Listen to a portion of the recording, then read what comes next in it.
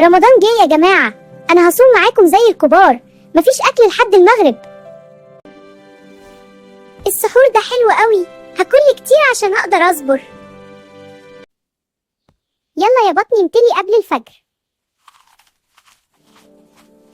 اوف، بطني مليانة قوي، ده كتير جدا.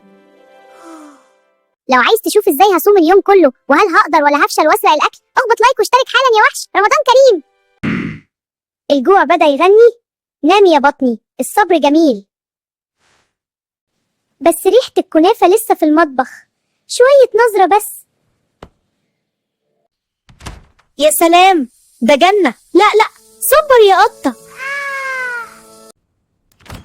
نجحت، ما أكلتش، أنا بطلة الصيام.